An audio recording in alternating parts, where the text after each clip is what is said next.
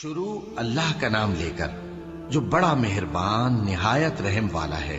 کاف ہا یا عین صاد، یہ تمہارے پروردگار کی مہربانی کا بیان ہے جو اس نے اپنے بندے زکریا پر کی تھی جب انہوں نے اپنے پروردگار کو دبی آواز سے پکارا اور کہا کہ اے میرے پروردگار، میری ہڈیاں بڑھاپے کے سبب کمزور ہو گئی ہیں اور سر سفید بالوں کی وجہ سے چمکنے لگا ہے، اور اے میرے پروردگار، میں تجھ سے مانگ کر کبھی محروم نہیں رہا، اور میں اپنے بعد اپنے بھائی بندوں سے ڈرتا ہوں، اور میری بیوی بانجھ ہے، پھر بھی مجھے اپنے پاس سے ایک وارث عطا فرما جو میری اور اولاد یعقوب کی میراث کا مالک ہو، اور اے میرے پروردگار اس کو خوش اخلاق بنائیو۔ فرمایا اے زکریا، ہم تم کو ایک لڑکے کی بشارت دیتے ہیں جس کا نام یحییٰ ہوگا، اس سے پہلے ہم نے اس نام کا کوئی شخص پیدا نہیں کیا۔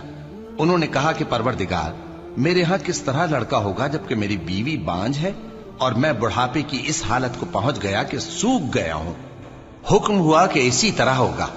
تمہارے پروردگار نے فرمایا ہے کہ مجھے یہ آسان ہے، اور میں پہلے تم کو بھی تو پیدا کر چکا ہوں اور تم کچھ چیز نہ تھے۔ کہا کہ پروردگار میرے لیے کوئی نشانی مقرر فرما۔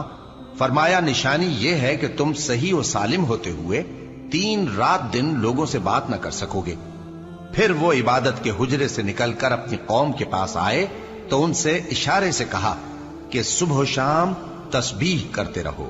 فرمایا اے یحییٰ، ہماری کتاب کو مضبوطی سے تھامے رہو، اور ہم نے ان کو لڑکپن ہی میں دانائی عطا فرمائی تھی اور اپنے پاس سے شفقت اور پاکیزگی دی تھی، اور وہ پرہیزگار تھے اور وہ اپنے ماں باپ کے ساتھ نیکی کرنے والے تھے اور سرکش اور نافرمان نہیں تھے۔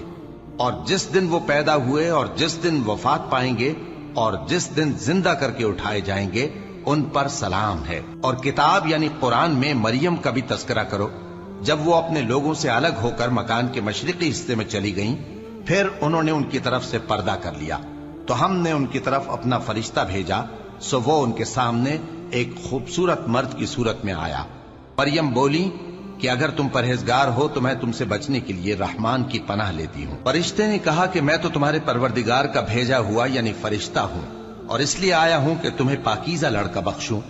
مریم نے کہا کہ میرے ہاں لڑکا کیوں کر ہوگا جبکہ مجھے کسی مرد نے بطور شوہر چھوا تک نہیں اور میں بدکار بھی نہیں ہوں۔ فرشتے نے کہا کہ یوں ہی ہوگا۔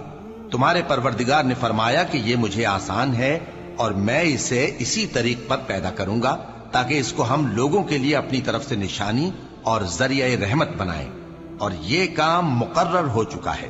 چنانچہ وہ اس بچے کے ساتھ حاملہ ہو گئیں اور اسے لے کر ایک دور جگہ چلی گئیں۔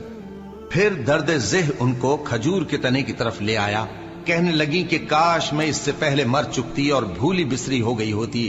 تب ان کے ٹیلے کے نیچے کی جانب سے فرشتے نے ان کو آواز دی کہ غمناک نہ ہو، تمہارے پروردگار نے تمہارے نیچے ایک چشمہ پیدا کر دیا ہے، اور کھجور کے تنے کو پکڑ کر اپنی طرف ہلاؤ، وہ تم پر تازہ عمدہ کھجوریں گرائے گا، تو کھاؤ اور پیو اور آنکھیں ٹھنڈی کرو۔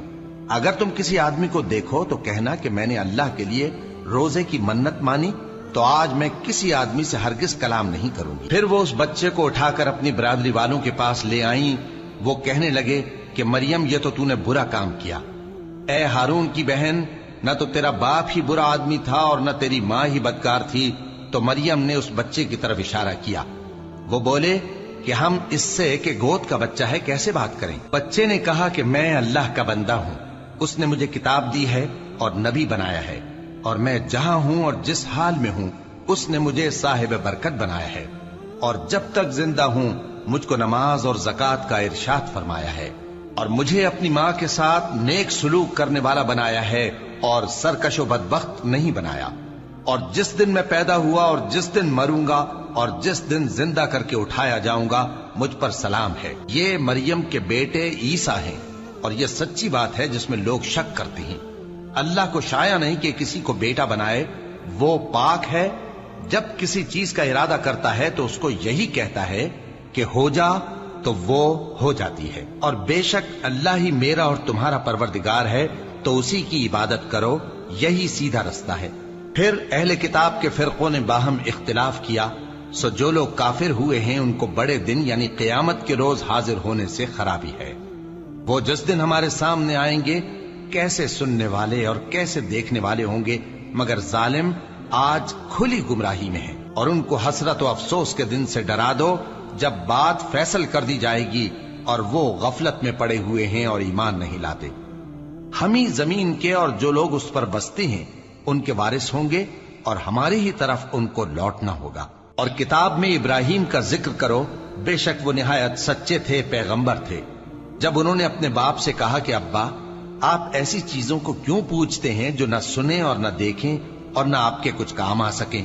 ابا، مجھے ایسا علم ملا ہے جو آپ کو نہیں ملا، تو میرے ساتھ ہو جائیے، میں آپ کو سیدھی راہ پر لے چلوں گا۔ ابا، شیطان کی پوجا نہ کیجیے، بے شک شیطان اللہ کا نافرمان ہے۔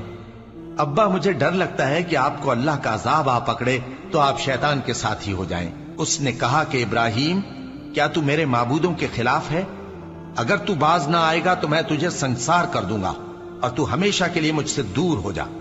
ابراہیم نے سلام علیکم کہا اور کہا کہ میں آپ کے لیے اپنے پروردگار سے بخشش مانگوں گا، بے شک وہ مجھ پر نہایت مہربان ہے، اور میں آپ لوگوں سے اور جن کو آپ اللہ کے سوا پکارا کرتے ہیں ان سے کنارہ کرتا ہوں اور اپنے پروردگار ہی کو پکاروں گا۔ امید ہے کہ میں اپنے پروردگار کو پکار کر محروم نہیں رہوں گا۔ اور جب ابراہیم ان لوگوں سے اور جن کی وہ اللہ کے سوا پرستش کرتے تھے الگ ہو گئے تو ہم نے ان کو اسحاق اور اسحاق کو یعقوب بخشے اور ہر ایک کو پیغمبر بنایا، اور ہم نے ان کو اپنی رحمت سے بہت سی چیزیں عنایت کی اور ان کا ذکر جمیل بلند کیا۔ اور کتاب میں موسیٰ کا بھی ذکر کرو، بے شک وہ ہمارے برگزیدہ تھے اور رسول تھے، نبی تھے، اور ہم نے ان کو طور کی داہنی طرف سے پکارا اور باتیں کرنے کے لیے نزدیک بلایا، اور اپنی مہربانی سے ان کو ان کا بھائی ہارون پیغمبر بنا کر عطا کیا۔ اور کتاب میں اسماعیل کا بھی ذکر کرو، وہ وعدے کے سچے اور رسول تھے، نبی تھے، اور وہ اپنے گھر والوں کو نماز اور زکوٰۃ کا حکم کرتے تھے اور اپنے پروردگار کے ہاں پسندیدہ تھے۔ اور کتاب میں ادریس کا بھی ذکر کرو، وہ بھی نہایت سچے تھے، نبی تھے، اور ہم نے ان کو اونچی جگہ اٹھا لیا تھا۔ یہ وہ لوگ ہیں جن پر اللہ نے اپنے پیغمبروں میں سے فضل کیا، یعنی اولاد آدم میں سے، اور ان لوگوں میں سے جن کو ہم نے نوح کے ساتھ کشتی میں سوار کیا، اور ابراہیم اور یعقوب کی اولاد میں سے، اور ان لوگوں میں سے جن کو ہم نے ہدایت دی اور جنہیں برگزیدہ کیا۔ جب ان کے سامنے ہماری آیتیں پڑھی جاتی تھیں تو سجدے میں گر پڑتے اور روتے رہتے تھے۔ پھر ان کے بعد چند ناخلف ان کے جانشیں ہوئے جنہوں نے نماز کو ضائع کر دیا اور خواہشات نفسانی کے پیچھے لگ گئے، سو ان قریب ان کو گمراہی کی سزا ملے گی۔ ہاں، جس نے توبہ کی اور ایمان لایا اور عمل نیک کیے تو ایسے لوگ بہشت میں داخل ہوں گے اور ان کا ذرا نقصان نہ کیا جائے گا، یعنی ہمیشہ کی بہشتوں میں، جس کا اللہ نے اپنے بندوں سے وعدہ کیا ہے کہ جو ان کی آنکھوں سے پوشیدہ ہے۔ بے شک اس کا وعدہ نیکوکاروں کے سامنے آنے والا ہے، وہ اس میں سلام کے سوا کوئی بیہودہ کلام نہ سنیں گے اور ان کو صبح و شام کھانا ملے گا۔ یہی وہ جنت ہے جس کا ہم اپنے بندوں میں سے ایسے شخص کو مالک بنائیں گے جو پرہیزگار ہوگا۔ اور فرشتوں نے پیغمبر کو جواب دیا کہ ہم تمہارے پروردگار کے حکم کے سوا اتر نہیں سکتے، جو کچھ ہمارے آگے ہے اور جو پیچھے ہے اور جو اس کے درمیان ہے سب اسی کا ہے، اور تمہارا پروردگار بھولنے والا نہیں، یعنی آسمان اور زمین کا اور جو ان دونوں کے درمیان ہے سب کا پروردگار، تو اسی کی عبادت کرو اور اس کی عبادت پر ثابت قدم رہو۔ بھلا تم کوئی اس کا ہم نام جانتے ہو؟ اور کافر انسان کہتا ہے کہ جب میں مر جاؤں گا تو کیا زندہ کر کے نکالا جاؤں گا؟ کیا ایسا انسان یاد نہیں کرتا کہ ہم نے اس کو پہلے بھی تو پیدا کیا تھا جبکہ وہ کچھ بھی چیز نہ تھا؟ سو تمہارے پروردگار کی قسم، ہم ان کو جمع کریں گے اور شیطانوں کو بھی، پھر ان سب کو جہنم کے گرد حاضر کریں گے اور وہ گھٹنوں پر گرے ہوئے ہوں گے۔ پھر ہر گروہ میں سے ہم ایسے لوگوں کو کھینچ نکالیں گے جو رحمان کے مقابلے میں سخت سرکشی کرتے تھے، پھر ہم ان لوگوں سے خوب واقف ہیں جو اس میں داخل ہونے کے زیادہ لائق ہیں، اور تم میں سے کوئی شخص نہیں مگر اسے اس پر گزرنا ہوگا، یہ تمہارے پروردگار پر لازم ہے، مقرر ہے۔ پھر ہم پرہیزگاروں کو نجات دیں گے اور ظالموں کو اس میں گھٹنوں کے بل پڑا ہوا چھوڑ دیں گے۔ اور جب ان لوگوں کے سامنے ہماری آیتیں پڑھی جاتی ہیں تو جو کافر ہیں وہ مومنوں سے کہتے ہیں کہ دونوں فریق میں سے مکان کس کے اچھے اور مجلسیں کس کی بہتر ہیں، اور ہم نے ان سے پہلے بہت سی امتیں ہلاک کر دیں وہ لوگ ان سے ٹھاٹ باٹ اور نمود و نمائش میں کہیں اچھے تھے۔ کہہ دو کہ جو شخص گمراہی میں پڑا ہوا ہے، رحمان اس کو آہستہ آہستہ مہلت دیا جاتا ہے، یہاں تک کہ جب اس چیز کو دیکھ لیں گے جس کا ان سے وعدہ کیا جاتا ہے، خواہ عذاب اور خواہ قیامت، تو اس وقت جان لیں گے کہ مکان کس کا برا ہے اور لشکر کس کا کمزور ہے۔ اور جو لوگ ہدایت یاب ہیں، اللہ ان کو زیادہ ہدایت دیتا ہے، اور نیکیاں جو باقی رہنے والی ہیں وہ تمہارے پروردگار کے ہاں صلے کے لحاظ سے خوب اور انجام کے اعتبار سے بہتر ہیں۔ بھلا تم نے اس شخص کو دیکھا جس نے ہماری آیتوں سے کفر کیا اور کہنے لگا کہ اگر میں اثر نو زندہ ہوا بھی تو یہی مال اور اولاد مجھے وہاں ملے گا؟ کیا اس نے غیب کی خبر پالی ہے یا اللہ کے یہاں سے عہد لے لیا ہے؟ ہرگز نہیں، یہ جو کچھ کہتا ہے ہم اس کو لکھتے جاتے اور اس کے لیے آہستہ آہستہ عذاب بڑھاتے جاتے ہیں، اور جو چیزیں یہ بتاتا ہے ان کے ہم وارث ہوں گے، اور یہ اکیلا ہمارے سامنے آئے گا، اور ان لوگوں نے اللہ کے سوا اور معبود بنا لیے ہیں تاکہ وہ ان کے لیے موجب عزت ہوں۔ ہرگز نہیں، وہ معبود ان کی پرستش سے انکار کریں گے اور ان کے دشمن و مخالف ہوں گے۔ کیا تم نے نہیں دیکھا کہ ہم نے شیطانوں کو کافروں پر چھوڑ رکھا ہے کہ وہ ان کو خوب اکساتے رہتی ہیں؟ تو تم ان پر عذاب کے لیے جلدی نہ کرو کہ ہم تو ان کے لیے دن شمار کر رہے ہیں۔ جس روز ہم پرہیزگاروں کو رحمان کے سامنے بطور مہمان جمع کریں گے اور گناہگاروں کو دوزخ کی طرف پیاسے ہانک لے جائیں گے، تو لوگ کسی کی سفارش کا اختیار نہ رکھیں گے مگر جس نے رحمان سے اقرار لے لیا ہو، اور کہتے ہیں کہ رحمان بیٹا رکھتا ہے۔ ایسا کہنے والوں، یہ تو تم بری بات زبان پر لاتے ہو۔ قریب ہے کہ اس جھوٹ سے آسمان پھٹ پڑے اور زمین شق ہو جائے اور پہاڑ پارا پارا ہو کر گر پڑے کہ انہوں نے رحمان کے لیے بیٹا تجویز کیا، اور رحمان کو شایع نہیں کہ کسی کو بیٹا بنائے۔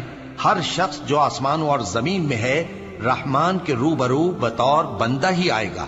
اس نے ان سب کو اپنے علم سے گھیر رکھا اور ایک ایک کو شمار کر رکھا ہے، اور یہ سب قیامت کے دن اس کے سامنے اکیلے اکیلے حاضر ہوں گے۔